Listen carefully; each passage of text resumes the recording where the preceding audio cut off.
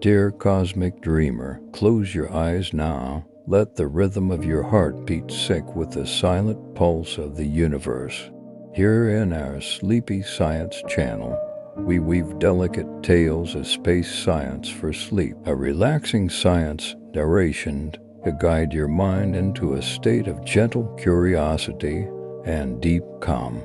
Did you know that dark matter flows like an invisible river, cradling galaxies in its embrace? Or that the remnants of ancient supernovae still drift, carrying stardust that once danced in the heart of long-gone stars?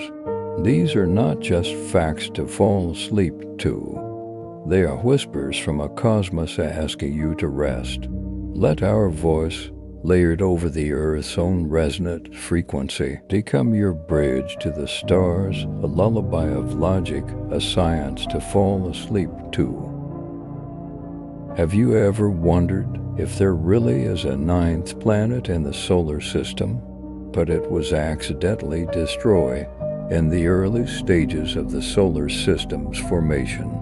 Between Mars and Jupiter, a mysterious celestial body once orbited. This celestial body was called Phaeton, and the fragments left by this planet might have formed today's asteroid belt.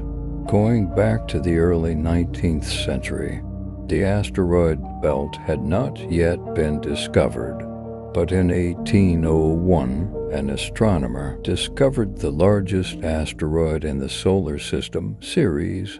At the time, people believed there should have been a planet between Mars and Jupiter, and Ceres seemed to be a suitable candidate for this planet. However, the following year, another astronomer discovered another space object with a similar orbit, a small asteroid, later named Pallas. These discoveries led scientists to infer that these two bodies were likely fragments of a planet that once existed between Mars and Jupiter. Subsequently, the discovery of the asteroids Juno and Vesta seemed to further confirm this view. It wasn't until the 20th century that this hypothetical planet was officially named Phaeton. This name actually comes from Greek mythology, meaning the shining one. In myth, Phaeton was the son of the sun god Helios. He drove the sun chariot across the sky every day, bringing light and heat essential for human survival. One day, Helios allowed Phaeton to drive the chariot, but he failed to control the divine horses, and everything went out of control, nearly burning the earth to a cinder. Thus, Zeus had to strike him down with a thunderbolt. People viewed the asteroid belt as the tragic product of this planet's destruction. This view is called the catastrophism theory. Of course, there are multiple explanations for this planet's tragic fate. The most obvious one is that Phaeton was struck by a massive space object. This impactor could be another hypothetical celestial body, Nemesis. Some believe it is a companion star to the Sun.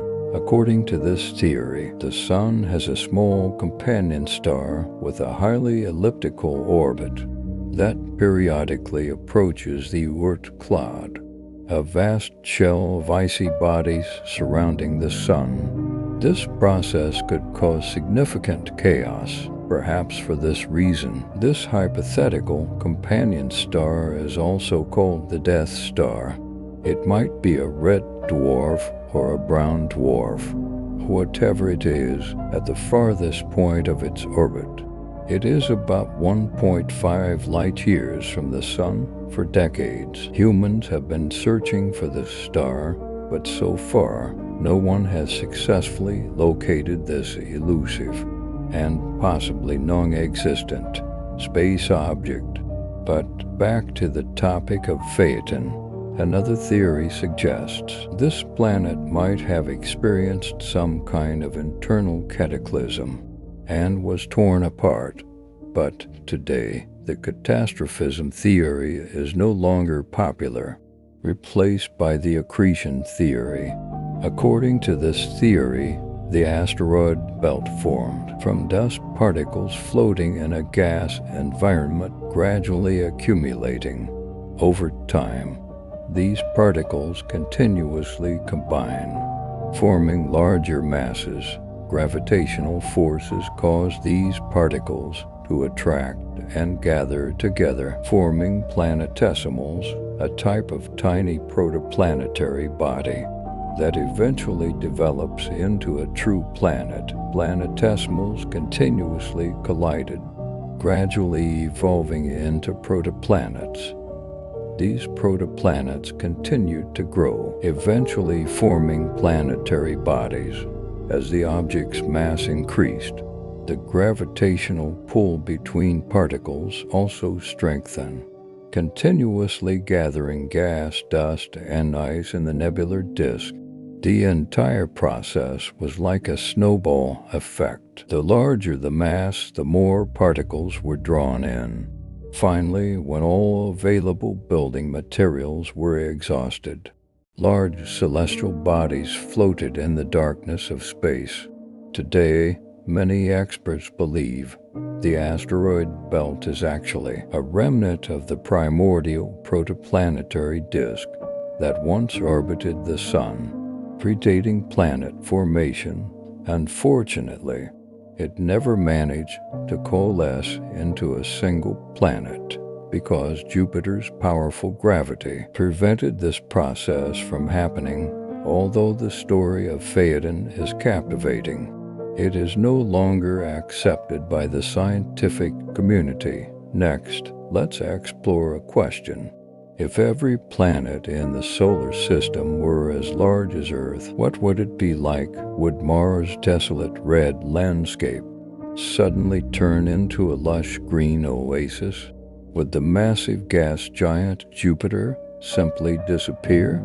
And would we face destruction as a result? The first planet on our list is Mercury. It is the smallest planet in the solar system, but now, forget the moon-like Mercury. Imagine you are standing on a superactive, extremely hot, hellish surface, surrounded by craters and erupting volcanoes, and before your eyes is a huge, blindingly bright sun. This is simply a nightmare. But let's analyze these changes specifically. As Mercury's volume increases, its mass and gravity would also increase.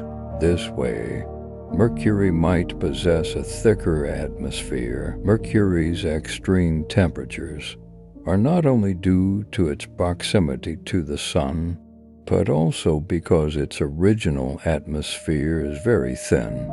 Daytime temperatures can reach 430 degrees Celsius, while at night they plummet to an extreme cold of minus 180 degrees Celsius.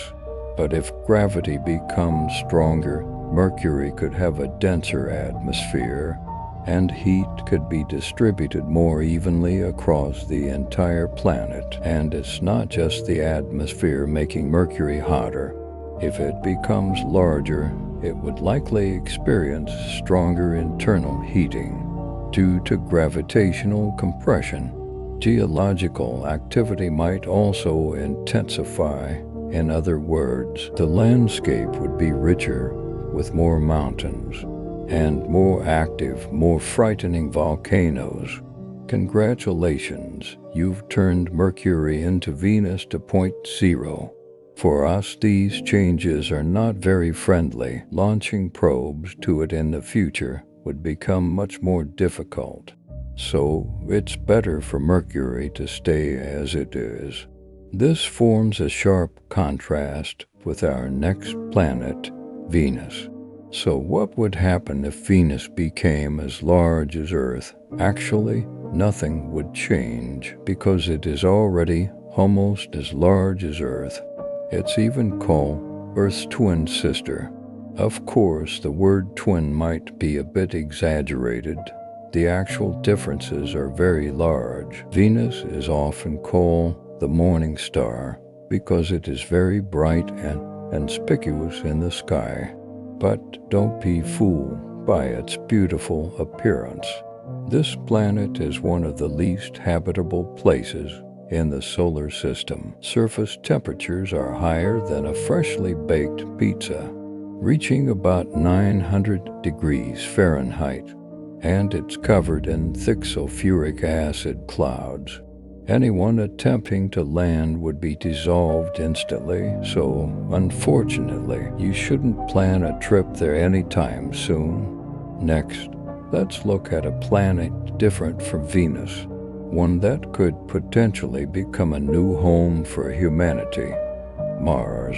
Imagine you are standing on the surface of Mars, watching a blue sunset, breathing fresh air. You might have plants and animals around you, almost like being on Earth, because a larger Mars would have a stronger magnetic field and gravity, leading to a richer, denser atmosphere, likely containing various gases including oxygen. Meanwhile, a denser atmosphere would help distribute heat more evenly across the entire planet.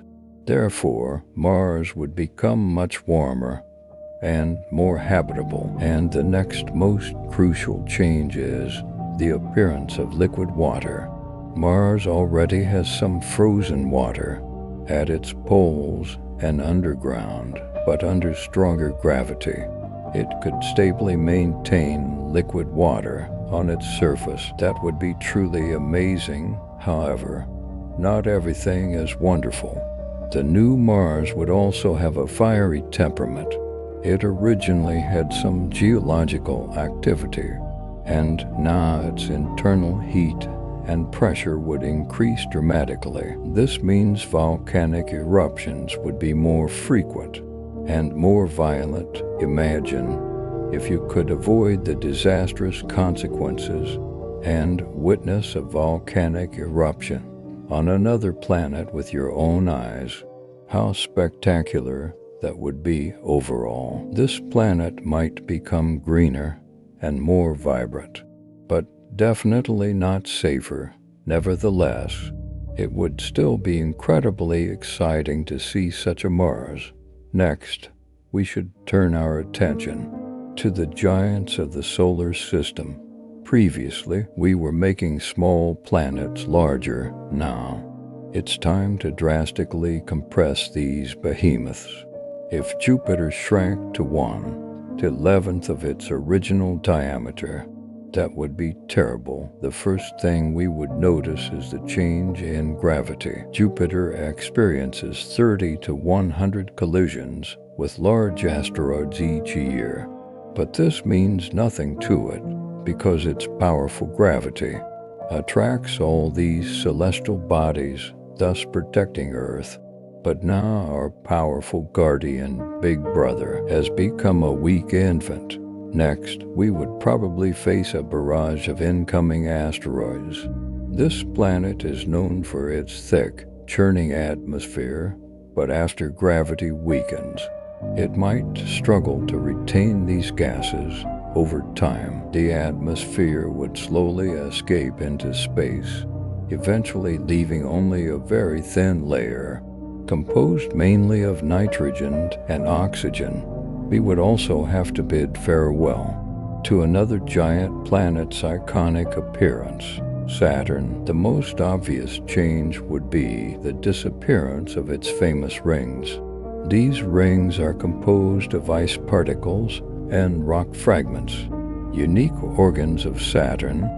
But when gravity drops to Earth's level, these rings would either fall onto the planet's surface or disperse into cosmic space. Saturn, like Jupiter, is a gas giant planet. Its atmosphere primarily composed of hydrogen and helium. But if it shrank to Earth's size, the gases would be compressed under stronger gravity, becoming extremely dense. The entire planet's volume and shape would undergo huge changes. Theoretically, if we compressed Saturn enough, it could even become a brown dwarf, a failed star, without sufficient mass to ignite nuclear fusion, but still capable of emitting heat and faint light. In this way, Saturn might no longer be a planet. Its weather would also change accordingly. Those crazy storms, like the famous hexagonal storm at the North Pole, would become weak and calm. The next giant planet is Uranus. Let's try to compress this poor fellow. First, Uranus's surface gravity would be much weaker than it is now. Its atmosphere might also change.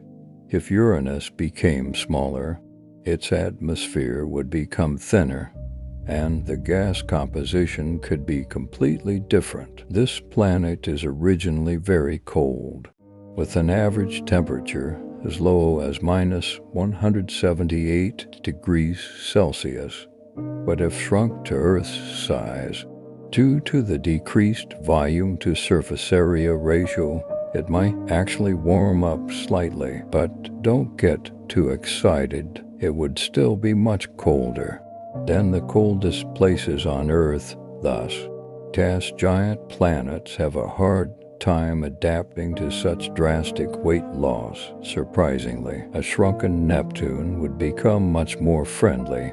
First, it might turn into a rocky planet with only a very thin atmosphere. This means it would no longer be a gas giant, but a world more suitable for humans and other organisms to live and move about. Speaking of movement, due to its smaller size, Neptune's gravity would be close to Earth level. Walking and jumping on it would be much easier for people. No more worrying about jumping and floating off into space. The original Neptune's atmosphere is extremely thick, almost pitch black, with surface pressure about 100 times that of Earth. But our new Neptune would be completely different. The atmosphere would become thin and less dense, still containing some methane, water, and ammonia, but in much lower amounts than before. Finally, the temperature. The current Neptune is extremely cold, with an average temperature of about minus 187 degrees Celsius. But if it shrank to Earth's size, it would likely become considerably warmer, like Uranus. Now that's more like it. What a fascinating planet this would be. That's enough about planetary changes. But if all the planets became this small, what would happen to the entire solar system? It's hard to predict accurately, but it's certain that their gravity and orbits would undergo massive changes. They are unlikely to directly fly out of the solar system or collide with each other, but the orbits of many planets could become extremely unstable, and the number of collisions with asteroids would increase significantly. Of course, all this is purely speculative. We can't actually perform experiments to verify it, but it's still a very interesting thought experiment. It makes us cherish our unique and marvelous solar system even more. Astronomers recently discovered a new super-Earth that is very noteworthy. This planet, named TEOI 715b, has a diameter about 1.5 times that of Earth, hence it's called a super-Earth. On a cosmic scale, it is relatively close to us, only 137 light-years away. For comparison, most exoplanets are hundreds of light-years away, while interesting objects like black holes and nebulae are typically thousands of light-years away or more.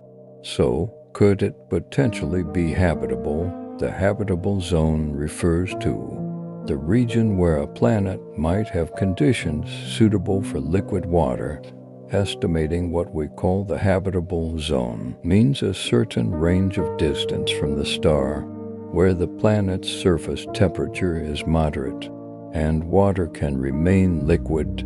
This concept is not very precise because it depends on factors like stellar type, planetary albedo size, and others. Moreover, just being in the habitable zone doesn't guarantee water exists. The planet also needs a suitable atmosphere and other necessary conditions. Therefore, in 2014, a stricter concept was proposed, the conservative habitable zone, to more accurately screen the candidate planets most likely to have liquid water. Otherwise, we would get too many theoretically habitable but practically uninhabitable planets. The conservative habitable zone is defined based on the energy a planet receives from its star compared to Earth. If an Earth-like planet receives energy between 40% and 85% of what Earth receives, it is considered within the conservative habitable zone, regardless of how far it is from the star. These planets have a higher probability of having habitable environments, and TOI 715b is indeed located within this zone. This super-Earth orbits an M-type star, a so-called red dwarf. This type of star is much smaller and cooler than our Sun, with size and mass about only 1/4 of the Sun's. But precisely because the planet is in the habitable zone, the red dwarf might actually provide a more ideal environment for life. Red dwarfs have much longer lifespans than our Sun, a G-type yellow dwarf. This means they have more time to nurture life on their planets, and this red dwarf is indeed older than our Sun. The Sun is about 4.6 billion years old, while this star's age is about 6.6 billion years. Its magnetic activity is not strong, so it is not dangerous, unlike young red dwarfs that frequently erupt with intense flares. These flares are extremely powerful and could potentially strip away a planet's atmosphere and harm the planet, although some planets around it do have relatively thin atmospheres. It seems this red dwarf has passed its period of intense activity. Currently, we are looking for planets that might support life precisely around red dwarfs. Our super-Earth is very close to its star, completing an orbit every 19 days because the star itself is small and the planet is very close. The transit phenomenon, where the planet passes in front of the star, occurs frequently and clearly. This allows instruments like the James Webb Space Telescope to easily study its atmosphere without spending too much time. Speaking of the James Webb Space Telescope, it is leading us into a new era of understanding distant planets outside our solar system. Imagine we can detect the gas composition in the atmosphere of a planet millions of light years away.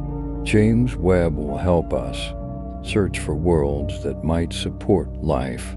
Currently, it is trying to determine if TOI 715b has an atmosphere. If it does, then its atmosphere might be easier to detect than those of drier, more deadly planets. If that's the case, its potential as a life habitat is greater. Besides, there might be another planet in this system, also located in the habitable zone. We are not yet sure if it truly exists. It is just a candidate, and its name is a bit odd. But if it is eventually confirmed, its size would be comparable to Earth's, and it would become the smallest planet in the habitable zone discovered by the Transiting Exoplanet Survey satellite tests so far. Another cool thing about TOI 715b is that it might not only have water, but could even be a complete water world. An ocean planet is a type of planet whose surface is covered by an ocean, or has a subsurface ocean. Such planets might not have much land, as water might cover the entire globe. Sometimes the entire planet could also be covered by other liquids like magma or ammonia.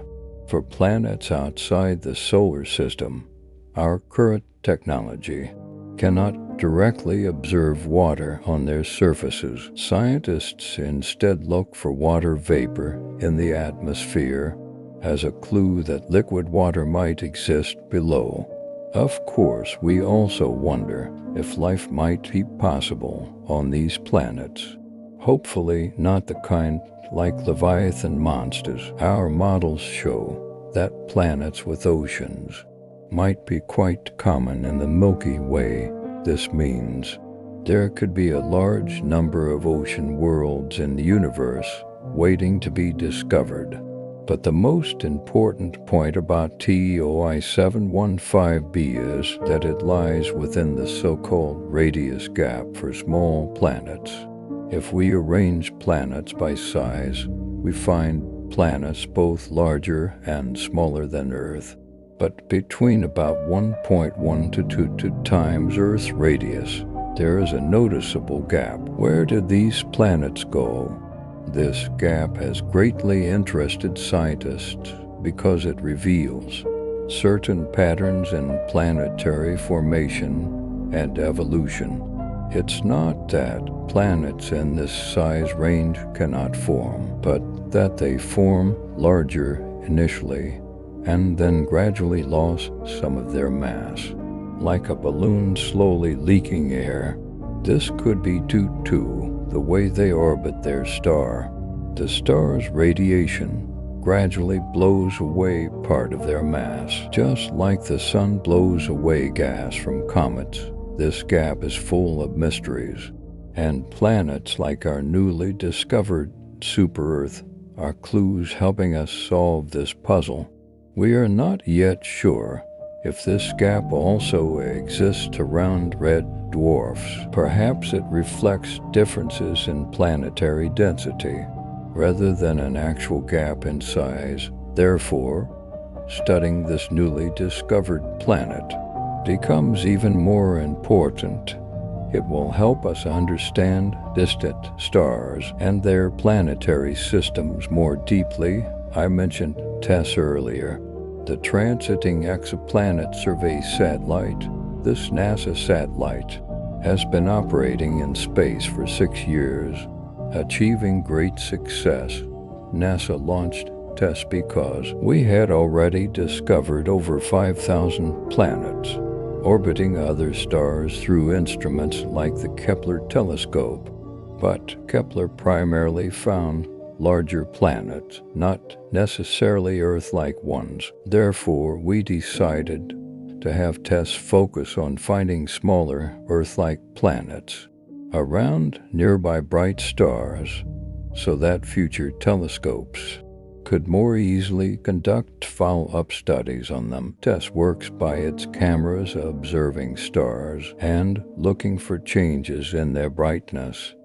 If a star's brightness suddenly drops and then recovers after a period, it might mean a planet has passed in front of it. But a star's brightness drop could have other causes, like flare eruptions or dark spots on the surface. So we must analyze this data cautiously. TESS can tell us the size and orbit of these planets. Then ground-based telescopes help determine their mass. With these 3 parameters, we can infer the planet's composition, judging if they are rocky planets like Earth or gas giants like Jupiter. One discovered case by TESS is the TOI 700 system. where it found the first true Earth-like planet, TOI 70D. This exoplanet also orbits a red dwarf, closer to us at about 100 light years. Unfortunately, it is likely uninhabitable because the temperatures there are extremely high. Another major discovery was in the Io microscopy system, finding one planet about 4 times Earth's size, and another close to 3 times Earth's size. This system has become a key region for studying how stars and planets form and evolve. Many other exciting celestial bodies have been discovered, including supernovae, hot worlds, and so on. As it enters its 6th year of operation, we have reason to expect more exciting discoveries. Imagine if all the planets in the solar system held a meeting and decided to kick Earth out to another galaxy. What would happen then? Friends, if Earth were kicked out of the solar system, our journey would not be smooth. As we know, each planet orbits the Sun in a specific path, ensuring the solar system functions normally. But it wasn't always like this billions of years ago. Planets and asteroids constantly collided with each other. In the early stages of the solar system's formation, the planets took a considerable amount of time to find their stable orbits, eventually forming the system structure we see today. As you know, the most important organizing force in the solar system is gravity.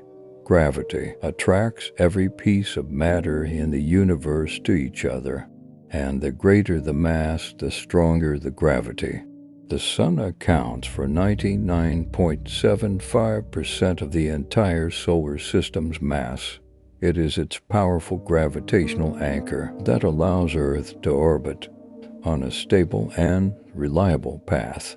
However, for Earth to leave its orbit, it wouldn't require a bizarre planetary meeting.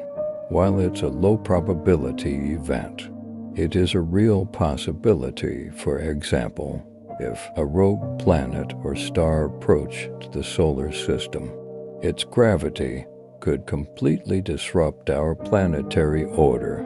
You might not know this has happened before. About 70,000 years ago, a red dwarf passed through the Oort cloud, disturbing the outer structure of the solar system. The Oort cloud is a vast spherical shell of space debris at the edge of the solar system, far beyond Pluto and the Kuiper Belt. Besides the 8 planets and the Kuiper Belt, there is also an asteroid belt between Mars and Jupiter. Scientists predict that another star from Ophiuchus, a dim dwarf star with about 60% of the Sun's mass, will pass by the solar system in 1.9 million years at a distance of about 159 billion kilometers, enough to cause huge disturbances to our system. Once the star enters the solar system, we would be able to see it with the naked eye in the night sky. At first, just a tiny orange dot. Within months, it would grow larger and larger, eventually becoming clearly visible even during the day. So bright it would be impossible to look at directly. Just like we are told not to look directly at the sun, but someone would always take a peek right. By then, the night sky would be bathed in an eerie red glow. After a few more months, this morning star would begin to shrink, becoming smaller than the sun. But wait, why is the sun also shrinking? That's because this star's gravity has already pulled Earth out of its original orbit, breaking the natural balance between Earth and the sun, pulling us out of our natural aligned position. Now Earth would roam the solar system, until eventually entering interstellar space. So if this really happened, what would happen to our planet? First, Earth would leave the so-called habitable zone, also known as the Goldilocks zone. This is a rather narrow region in the solar system where human life can flourish. What is the secret to its success? It's liquid water. Astronomers have found water on Mercury too, but only at its north and south poles. In places sunlight never reaches, the dwarf planet Pluto, at the end of the solar system, is 30% water by composition, but most of it is hidden under thick layers of ice. If Earth truly left its prime orbital position around the Sun, it would travel through the galaxy at its orbital speed of 67,000 miles per hour. That's 1,000 times faster than a cheetah's running speed. Pretty fast, right? Therefore, about a month later, humans would see the red giant Mars on the horizon. By then, we would receive only about 44% of the sunlight we used to. If anyone wanted to establish a new civilization, this would be the perfect time. Due to reduced sunlight, plants would find it harder to perform photosynthesis, so most plants on our planet would begin to die. A few days after leaving Mars' orbit, our planetary ship would face its first challenge, crossing the asteroid belt. This is a region composed of small, rocky, and metallic celestial bodies. They are essentially the remnants left from the Big Bang that created our solar system 4.6 billion years ago. So in a sense, it's almost like we're taking a time travel journey, right? Fortunately, the distance between asteroids is about 600,000 miles. So after passing one asteroid, it might take a while before we encounter the next one. If we complete this journey unscathed, we would see the first gas giant in the galaxy. Jupiter, so far our faithful moon, has been accompanying us on our journey inside the solar system, but Jupiter's enormous mass might take our moon away from us. After all, Jupiter's gravity is twice that of Earth's. If our moon truly joined Jupiter's orbit, it would become Jupiter's 80th moon. At this stage of our journey, the temperature of Earth's atmosphere would drop sharply to about -129 degrees Fahrenheit. Therefore, life on Earth would only be able to survive in very specific places. By now, most of the water on our planet would freeze, but only on the surface, thanks to the activity of Earth's core. It would heat our oceans from below, releasing heat, thus keeping some water liquid. In fact, even after Earth leaves its orbit, its core would remain active for billions of years. In this scenario, microorganisms living near hydrothermal vents would thrive, but perhaps above the surface. In places heated by hot springs, some life might exist. For humans, an excellent option would be to build cities deep underground. If we want human life to continue on Earth, this would be our best choice. 10 years after leaving the solar system, we would be deep into interstellar travel, over 2.8 billion miles from the Sun. Our solar system would be just a distant memory. If you were still living on Earth then, you might coexist with huge technological advancements. Humans could use geothermal energy to build complete underground cities, perhaps.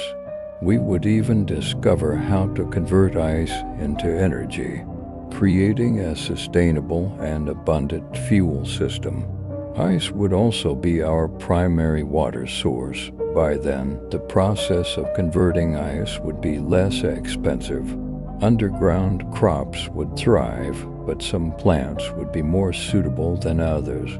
Moss, fungi, and algae would be good substitutes because they are easier to cultivate and grow on a large scale.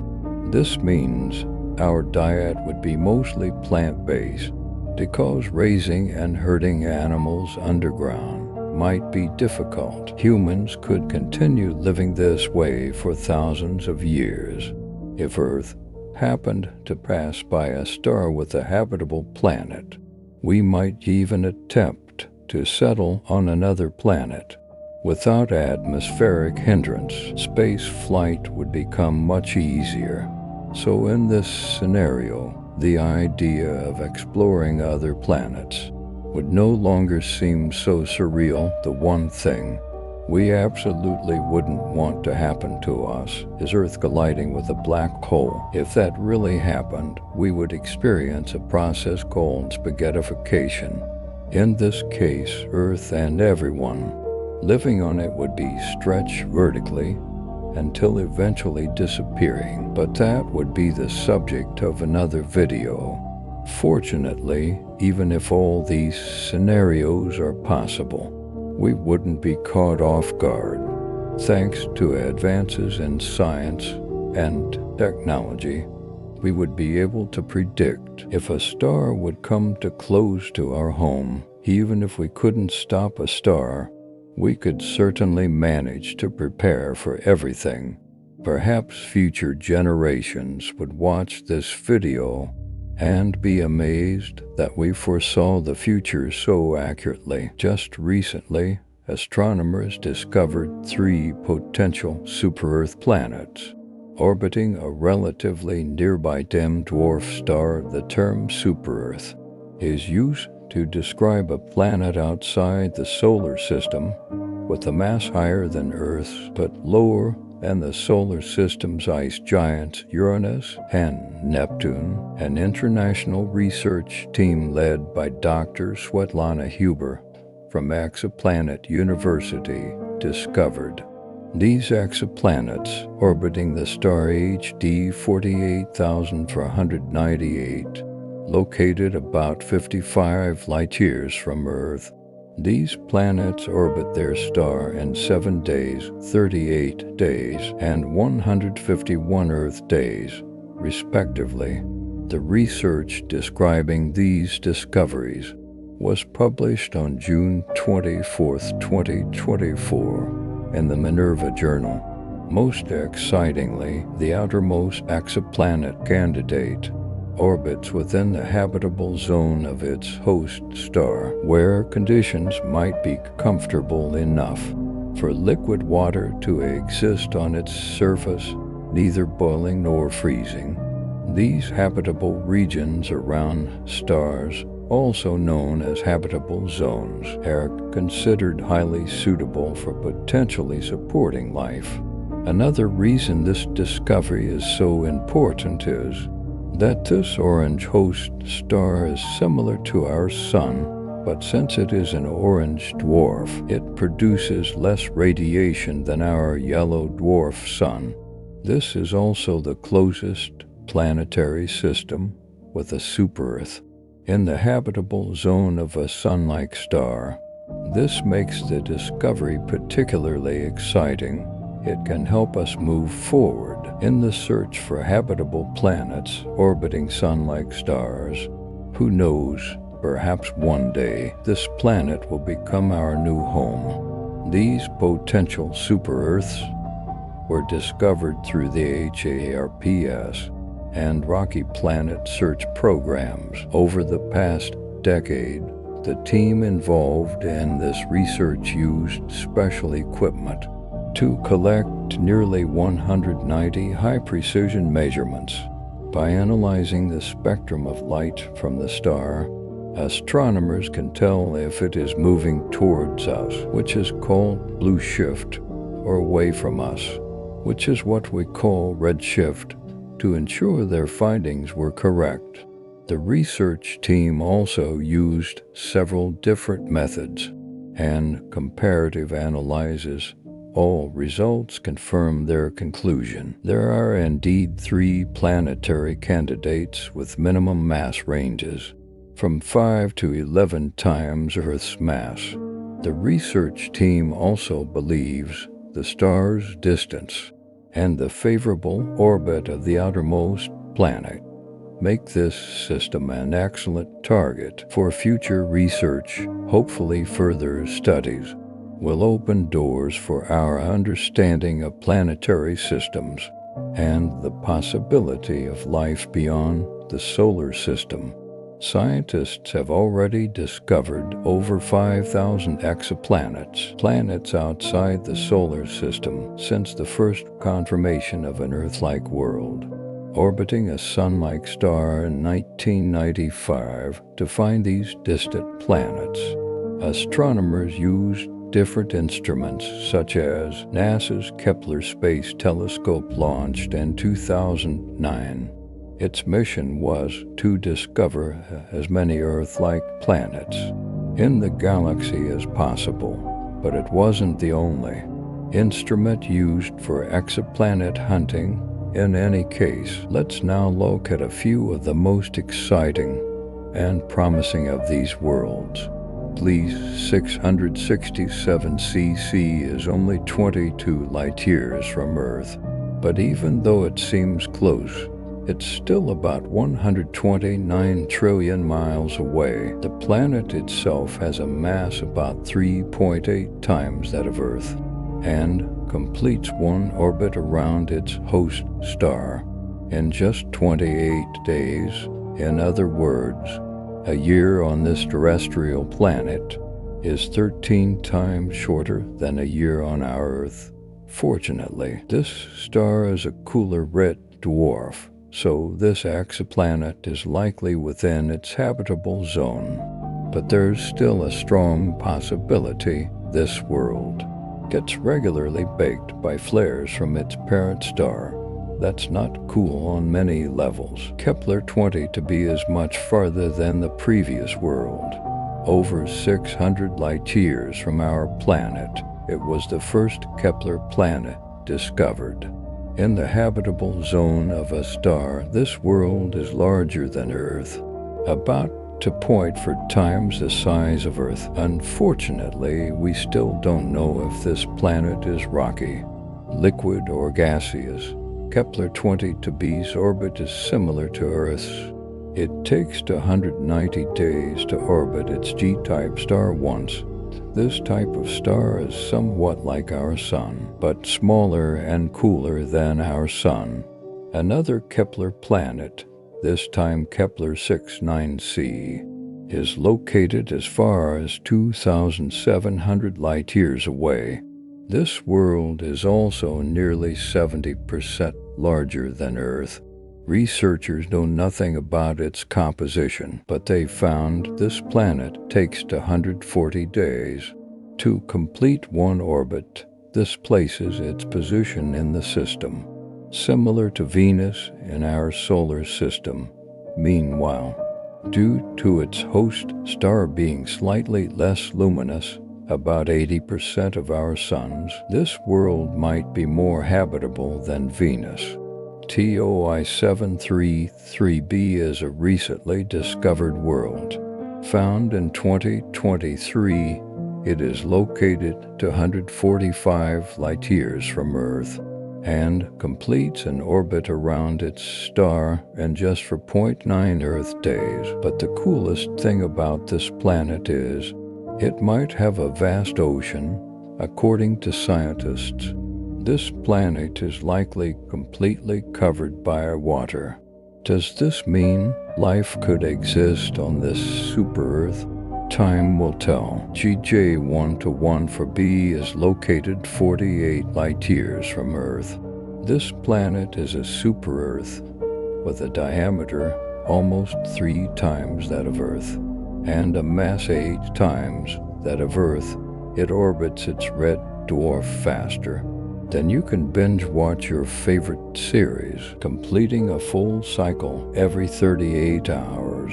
But what makes this planet stand out isn't just its size or orbit. The temperature there is extremely high, up to 450 degrees Fahrenheit, enough to make your head spin. But the coolest part is, this planet is actually almost flooded with water on GJ 1-1 The scorching temperatures and extremely high pressure create some cool substances like hot ice and superfluid water. Superfluidity is a phenomenon that occurs with liquid helium. Near absolute zero on Earth, water completely misses the chance to become a superfluid because it requires extremely low temperatures and very high pressure to achieve this state. Nevertheless, superfluid water isn't very useful. Even if you try to use it, you just end up dehydrated. The closest super-Earth to us was discovered in 2016. Named Proxima Centauri b, it is only 4 light-years from Earth and has a mass surprisingly similar to our planet. A year on Proxima Centauri b is very short. It takes only 11.2 days to complete one orbit around its central star. Scientists discovered this world after noticing a slight wobble in its parent star. They were unsure before what was happening there until they realized Proxima Centauri b's gravity might be pulling, causing these wobbles.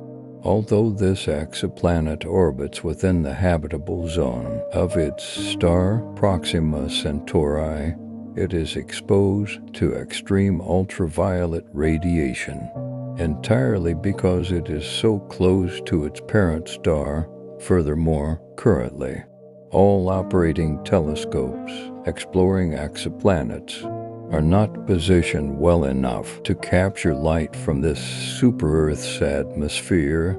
Almost everything about it remains a mystery to us, even though we're talking about a very close planet.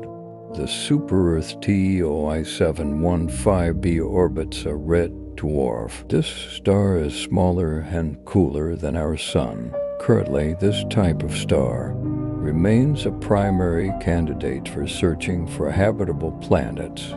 These tiny rocky worlds orbit much closer than planets around stars like the Sun, but because red dwarfs are small and cool, the planets face no risk when close. They still safely reside within the star's habitable zone. Experts say TOI 715b might have once had a thicker atmosphere than Neptune, and now this planet might be in a transitional state of losing its atmosphere. To confirm this suspicion, scientists need to conduct more studies.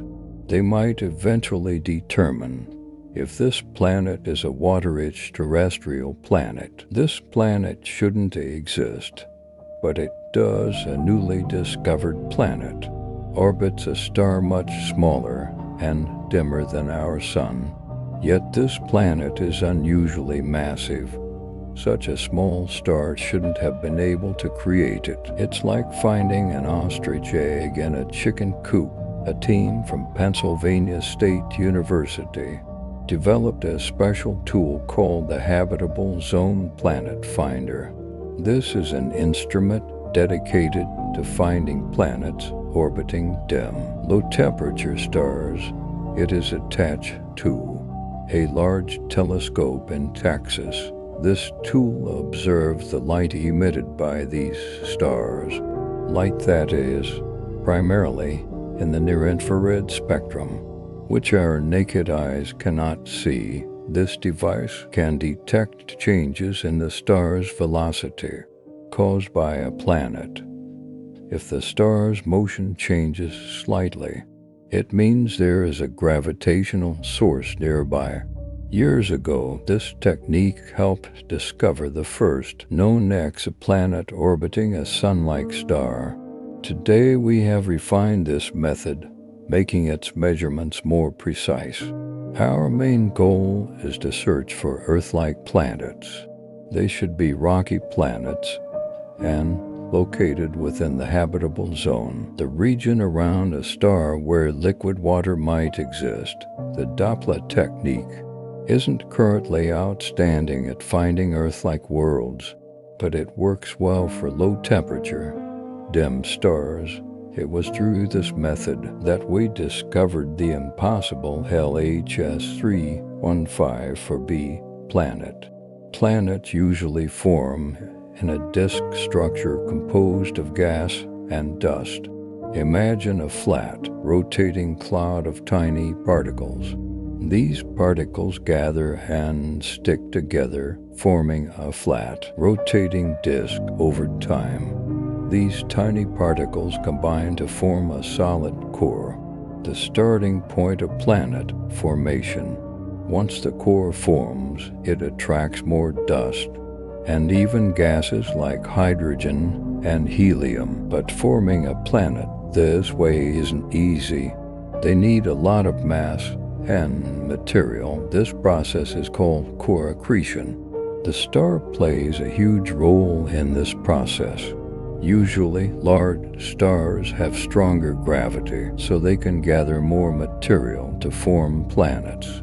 But the star we recently discovered isn't large. It has only 1/9 the mass of the Sun. Such a small star shouldn't have a disk large enough to form a massive planet. To do that, its disk would need to be at least 10 times larger.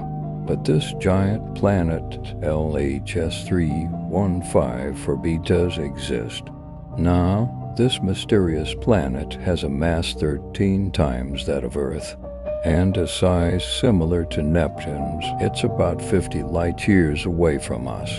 In the constellation Boats, which is very close on a cosmic scale, this planet is also very close to its star, completing an orbit in about 4 days. This discovery is prompting scientists to rethink theories about how planets and stars form. New theories are emerging, such as gravitational instability. This theory suggests that material in the disk doesn't gather bit by bit, but directly collapses as a whole, forming planets all at once. But even with this theory, it's hard to explain how such a massive planet could form without a truly enormous disk. We'll need some time to figure out the truth. This isn't the first planet to make us doubt existing theories. Recently, scientists discovered another planet named Hala, orbiting a star named Baekdu. Like the previous one, it shouldn't exist. It's too close to the star. Stars undergo huge changes during their lifetime. Usually, when a star becomes giant and prepares to meet its end, it's called the red giant stage. Stars in this stage often destroy or push away any nearby planets, causing great chaos. Hala orbits a red giant and should have been swallowed or destroyed long ago by the expanding star, but it still exists. Although Baekdu has begun burning helium and shrunk to a smaller size than expected, Hala remains completely unaffected. Scientists call Hala the Forbidden Planet. This discovery challenges our understanding of how planets survive aging stars. It leads to theories. One suggests Baekdu was once two stars, a white dwarf and a red giant. Hala orbited both simultaneously, and these two stars merged before the red giant fully expanded.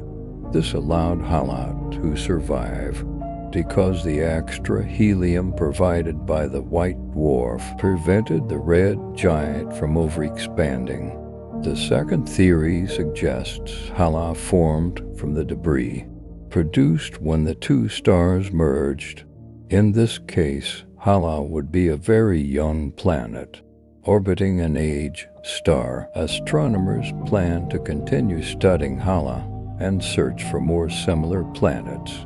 Another oddball is the planet named LTT9779b, which also scares us because it's so bright. This planet reflects 80% of the light from its star. An ordinary mirror reflects 85% to nearly 100% of light. This means this mysterious planet should look like a rough mirror, reflecting a luster similar to aluminum or silver.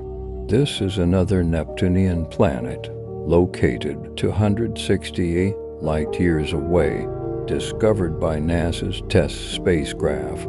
It completes a full rotation around its star. In just 19 hours, it is so close to its star that the temperature is extremely high, reaching over 2,000 degrees Celsius. Usually, planets this close to their star lose their atmospheres and become bare rock. But this planet breaks the rules again.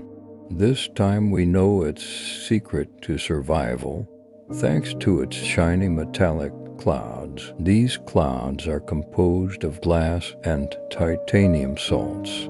These clouds rain down titanium onto its scorching surface. They also reflect a lot of light, preventing the planet from becoming too hot and losing its atmosphere. It's like having a mirror shield. The planet's size also surprised scientists. It is much larger than Earth. Other planets this close to their stars are either larger gas giants or smaller rocky planets, but this planet is a smaller gas giant. Scientists didn't expect it to exist so close to its star. This is the shiniest planet discovered so far, even brighter than Venus.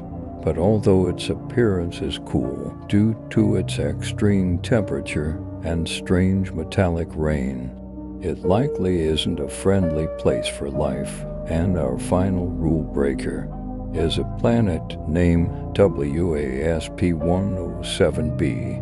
Scientists discovered it using the James Webb Space Telescope. It is located in the constellation Virgo, about 208 light-years away. It also moves very fast, completing an orbit around its star in just 6 days. This is a super Neptune exoplanet. In some ways, it is similar to Jupiter, including size and extremely high temperature. But the main difference is that it is much lighter, weaker, and more diffused. This is the lowest density planet we have found so far upon further study. We also found it has a tail. The helium on the planet extends beyond the terminator. Due to extreme ultraviolet radiation from its star, this planet is slowly losing its atmosphere. This forms a comet-like tail. Thus, it looks like a fluffy comet, but this is just the beginning. The planet's low density, or fluffy nature, allows astronomers to study its atmosphere in detail. They found some surprising things, like water vapor and clouds composed of fine silicate particles. These particles are like very fine sand grains. The planet's host star doesn't emit a large amount of high-energy light, but because WASP-107b is very loosely structured, light can penetrate deep into its atmosphere. This produces sulfur dioxide, the smell you get when you light a match. In other words, this is a fluffy planet, raining sand, and smelling like burning matches. Researchers believe the sand clouds in the atmosphere form similarly to clouds on Earth, except their droplets are sand grains instead of water. These sandy droplets condense in the hotter layers inside the planet, fall down, transform into silicate vapor, then rise again, reforming clouds. And this planet also couldn't have formed in its current location. Astronomers believe it likely migrated towards the star from its original birth orbit, attracted by some heavier nearby object. Furthermore, it orbits in a retrograde direction, meaning its direction of revolution is opposite to its star's rotation direction. All these discoveries are changing our understanding of planets and their atmospheres, also providing new insights into the mysteries of our own solar system. Recently, astronomers made amazing discoveries on this exoplanet named WASP-107b, a planet beyond our solar system. Clearly, planets not only have an impressively wide range in size, but their shapes are also anomalous and puzzling. But first, WASP-107b is a distant world, similar in size to Jupiter, but strangely, its mass is only 1/10 of our gas giants. This makes its density much lower than we expected. However, what truly sets this planet apart from all other planets we've discovered so far is its peculiar asymmetric atmosphere. Researchers using the James Webb Space Telescope discovered an east-west asymmetry in this planet's atmosphere. Simply put, one side is more inflated than the other without external gravitational forces. Planets usually take the form of a sphere that can rotate freely, but if such a planet is close to a massive object, that object's gravity would stretch the planet, making its shape more like a rugby ball.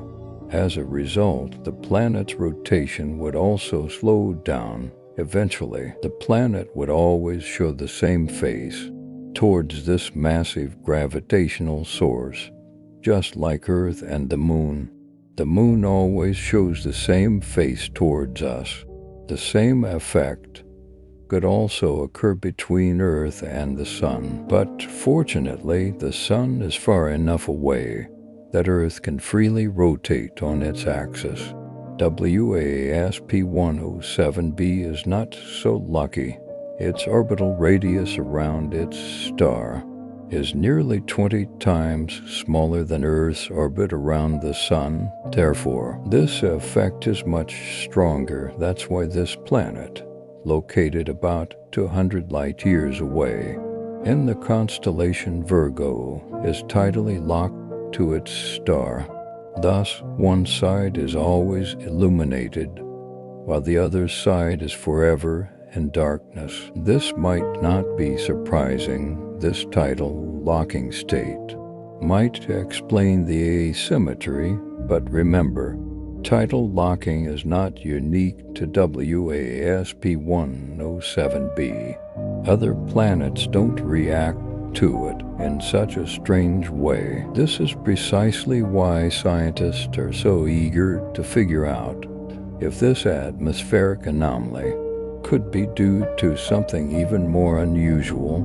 Therefore, a team of astronomers from the University of Arizona, in collaboration with an international research group, applied a technique called transmission spectroscopy to make observations. Let me explain this method to you.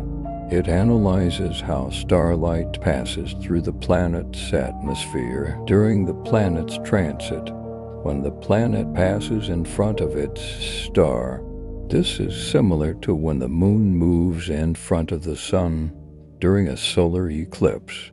Light passes through gases in the planet's atmosphere. Different gases interact with light in different ways, which can be detected when analyzing the spectrum. In any case, this method allowed astronomers to determine differences in temperature and cloud patterns between the planet's eastern and western hemispheres. They also concluded that a key factor leading to WASP-107b's peculiar appearance might be its extremely low gravity and density. These properties cause its atmosphere to expand more than the atmospheres of other planets of similar size or mass. On the positive side, this expanded atmosphere makes it easier for scientists to study the planet's unique features, but at the same time, it raises some rather intriguing questions.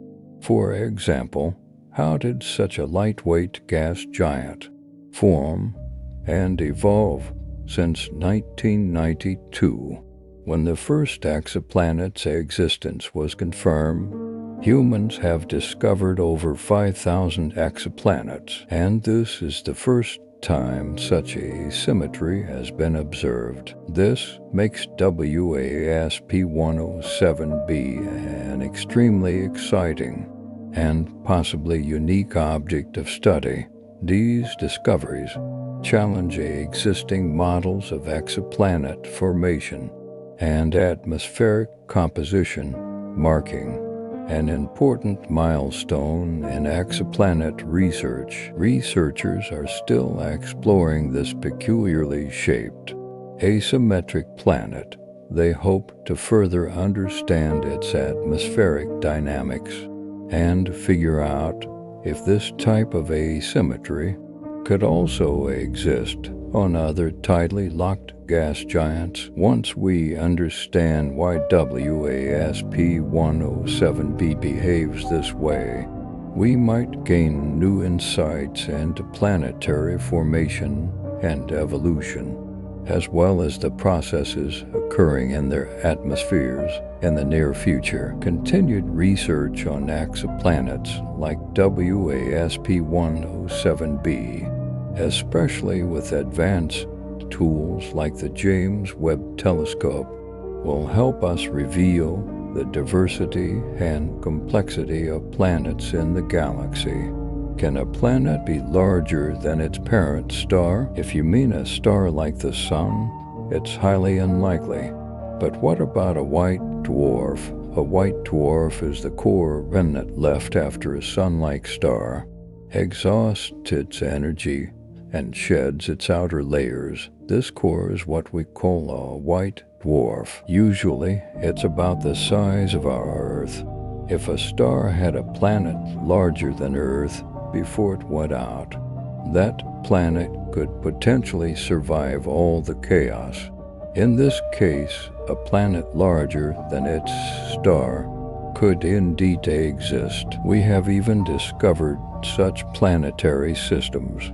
But there's a catch. A white dwarf is no longer a true star like the Sun.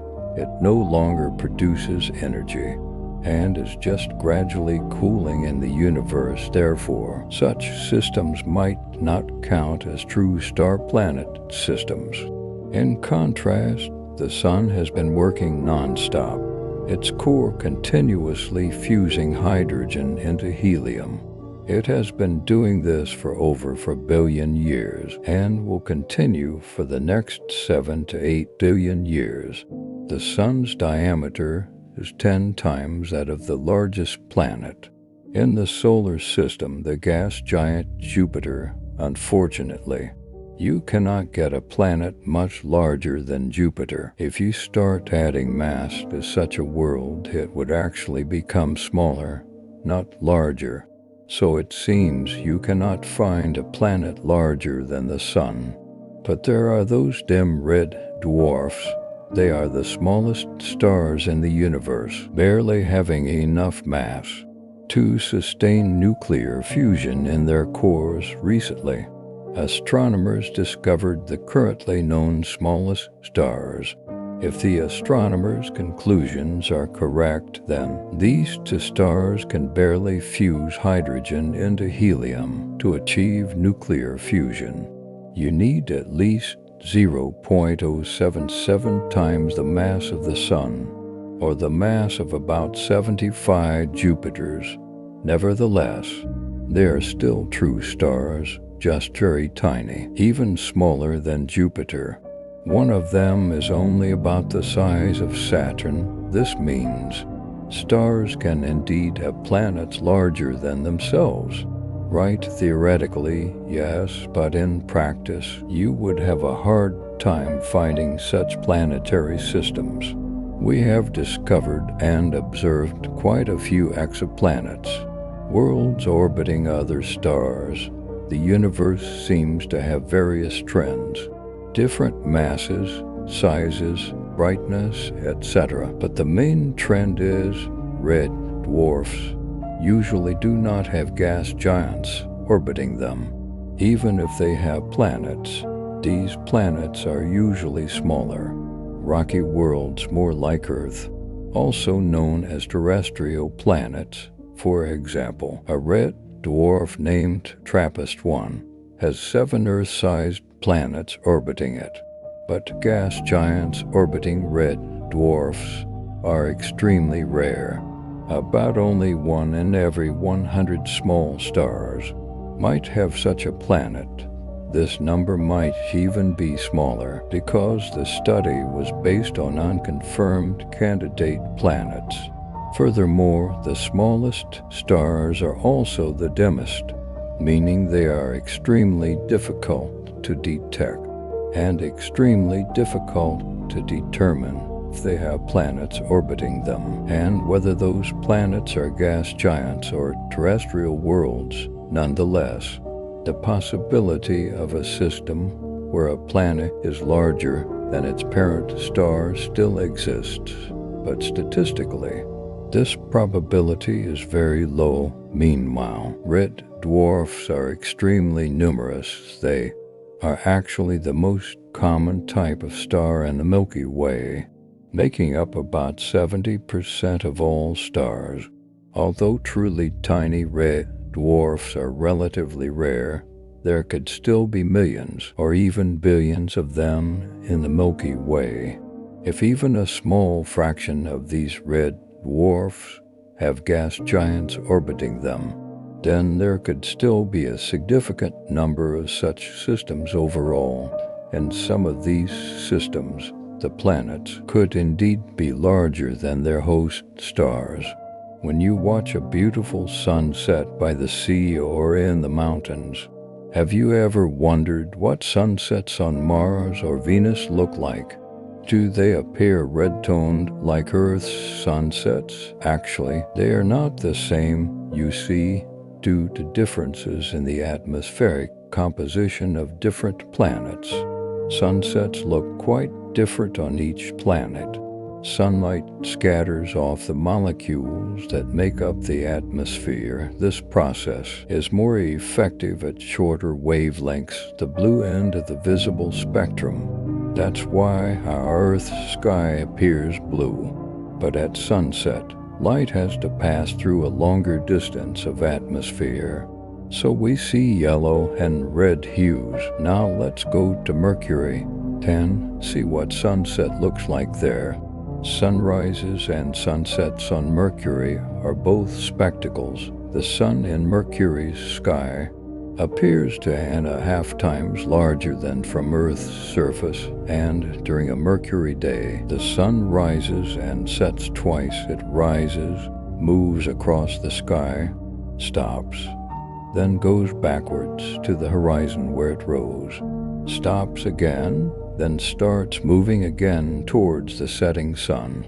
This peculiar phenomenon occurs because Mercury rotates 3 times on its axis for every 2 orbits around the sun, and its orbit is highly elliptical. But if you're expecting a fiery sky and red glow, you'll be greatly disappointed. Mercury has almost no atmosphere, so its sky is always black, because light simply doesn't scatter. Let's continue our journey to Venus, where at sunset, the bright yellow gradually fades to an orange-brown. When the sun completely disappears, the sky turns pitch black. Venus rotates very slowly on its axis, so to see one sunset, you would have to wait almost 1.5 times longer than on Earth, equivalent to half a Venusian year. Mars is widely known as the red planet due to its iron oxide-rich soil, but observed from the Martian surface, sunsets there surprisingly appear blue. The fine dust in Mars' atmosphere scatters light, making the area of the sky around the Sun appear a brighter blue hue. Uranus's sunset transitions from azure blue to royal blue, with a hint of turquoise. These beautiful colors stem from the interaction of sunlight with the planet's atmosphere, which is primarily composed of hydrogen, helium, and methane. These gases absorb the longer wavelength red parts of the light, while the shorter wavelengths blue and green light are scattered when photons collide with gas molecules and other particles in the atmosphere. In 2014, scientists analyzing data from NASA's Cassini mission showed what a sunset on Titan might look like.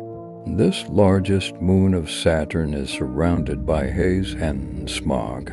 It is the only moon in the solar system with a measurable atmosphere composed mainly of nitrogen, about 95%, and methane, about 5%. In the moon's upper atmosphere, solar ultraviolet light and energetic particles, accelerated by Saturn's magnetic field, break down nitrogen and methane. The compounds produced by this process form a thick orange smog.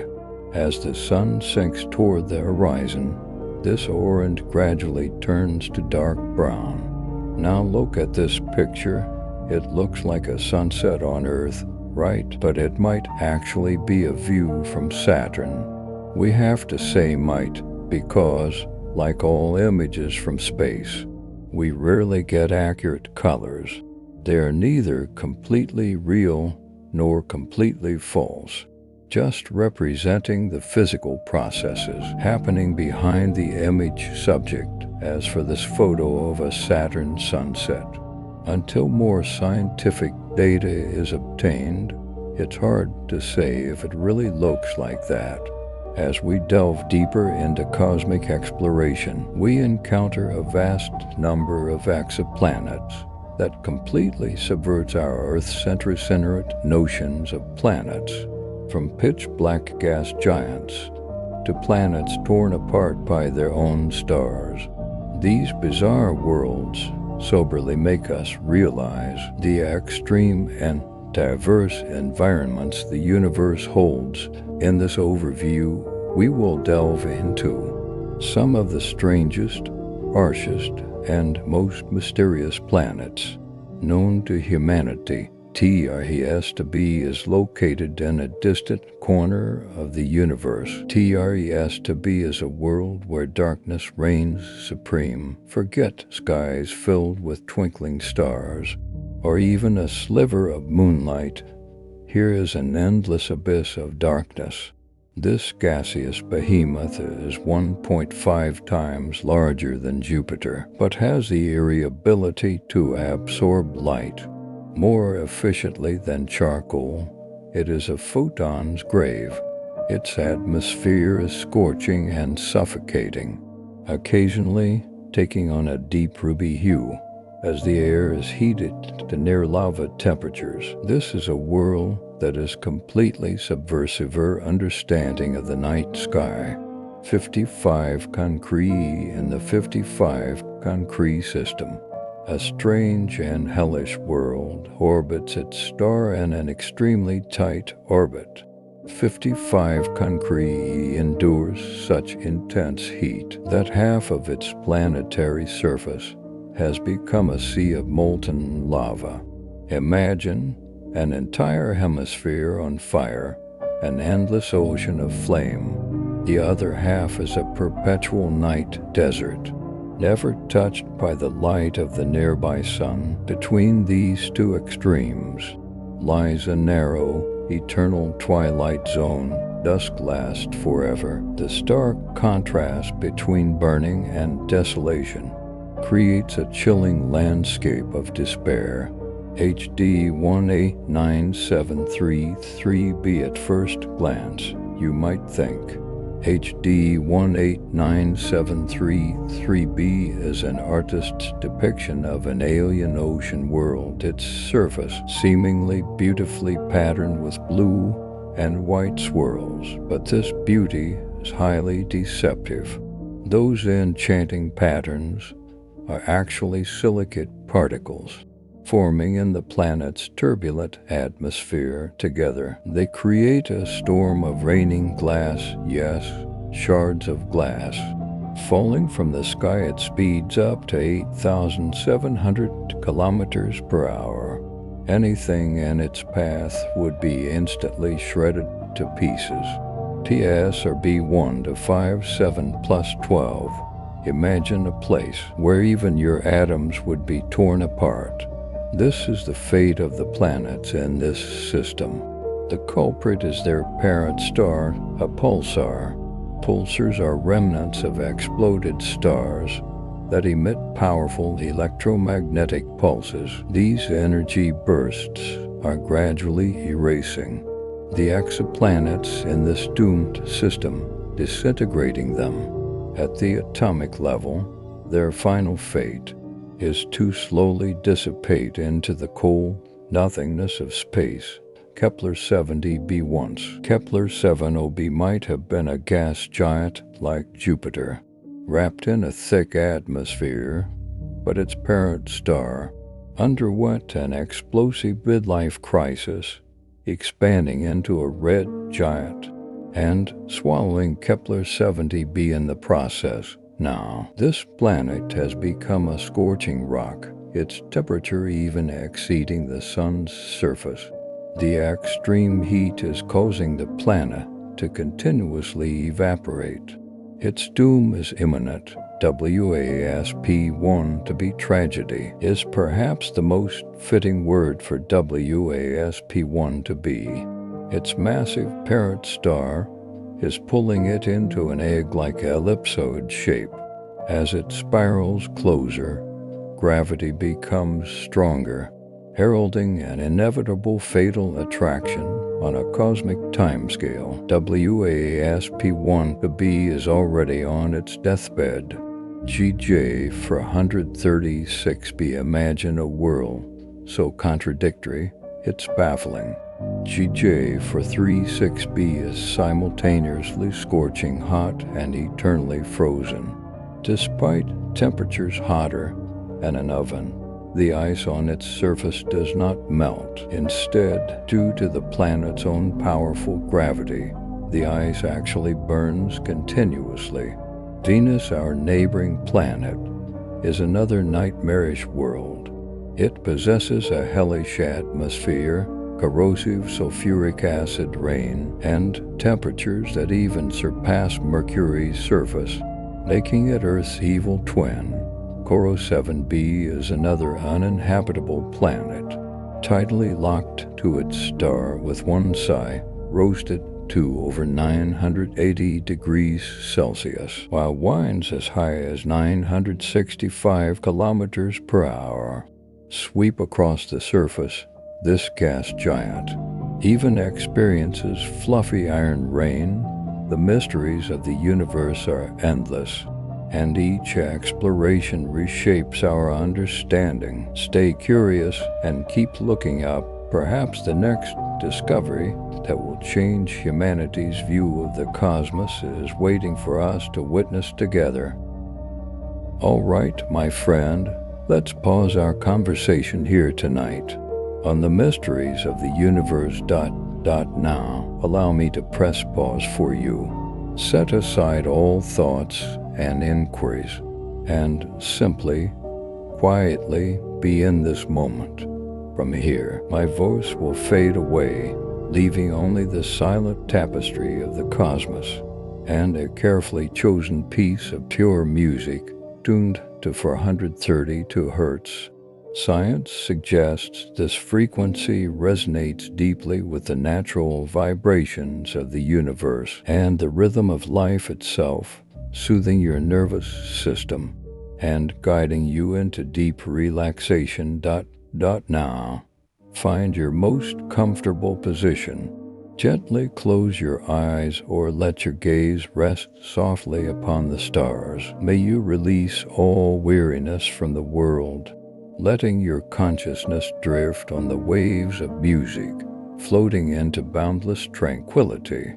Good night, sweet dreams, until we meet again among the stars.